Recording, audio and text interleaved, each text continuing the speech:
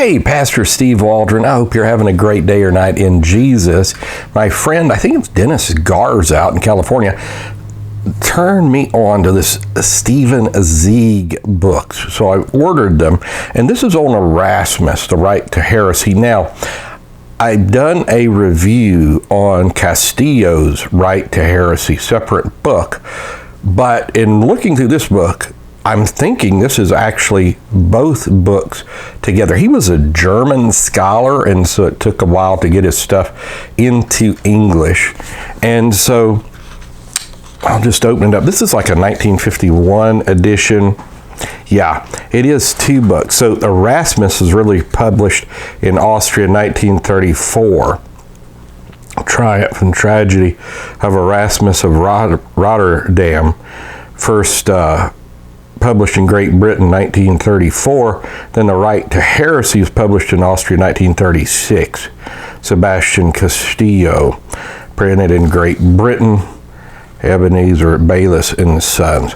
So Erasmus what we're going to be looking at here, but just know that there is this edition. I feel like maybe in a sense I wasted some money buying the Castillo edition on its own when I could have just bought this one book and had Erasmus and Castillo. Got them off eBay. This is a 1951 edition, if I'm not mistaken. So Erasmus of Rotterdam, Desiderius Erasmus, considered to be the smartest man who's lived in the last millennium, the last man that knew everything there was to know, even though he didn't know Hebrew, by his own words. The man's aims and significance, talking about Erasmus, a glimpse at the epic youth and obscurity, likeness, the master craftsman, greatness, and limitations of humanism, the titanic adversary, which that would be corruption in Roman Catholicism. Now, a lot of people who read about Erasmus, they just kind of sophomorically say, he was a Catholic, he was a good Catholic. A couple things there. First of all, people's theologies change over the years. What Luther believed in 1517, not what he believed in 1540, and what Calvin believed in 1534, not what he believed in 1563. That's the reason he had so many editions of his famous institutes and that type of thing. People grow, they have understandings. And so often that's the case. There may be some that's not that way. Erasmus, same way. So his books, soon after his death, he was put on the index prohibitum. So if he was a good Catholic, that probably would not be the case. All right, the titanic adversary, struggle for independence. I've read a lot of Erasmus. Like I get books of his letters that he wrote. And like he's even saying things like there's all kinds of books written in his name that he didn't write.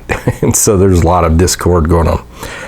Settlement of accounts, the end, Erasmus legacy. So let's turn to page 153. 153. Erasmus was 60 years of age. He was weary and worn out. Once again, the time in Freiburg, he sat behind his books, a fugitive. How many times before he had played the same role, a fugitive from the rush and turmoil of the world. His delicate frame seemed to shrink in size as the years sped by. His sensitive face, with its network of wrinkles and folds, came increasingly to resemble a parchment inscribed with mystic runes and ciphers.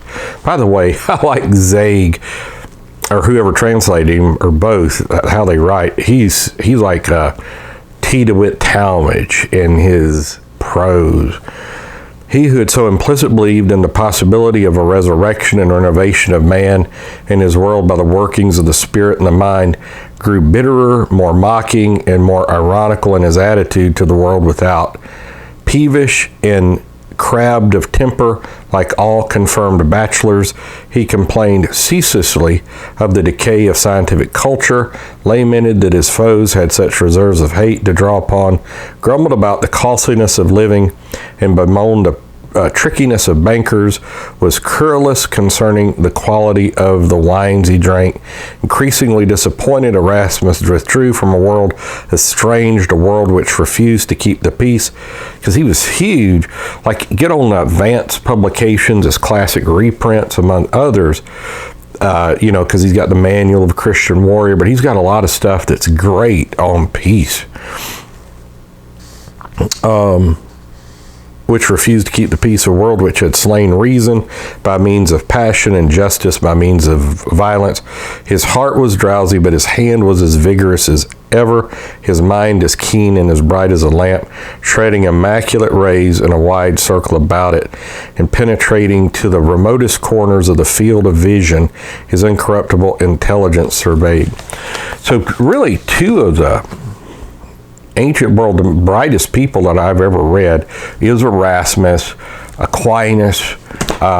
I was really nonplussed with Augustine, but weirdly enough, a guy I disagree with a ton doctrinally, Hippolytus, I thought he had a bright mind, as did Origen as well.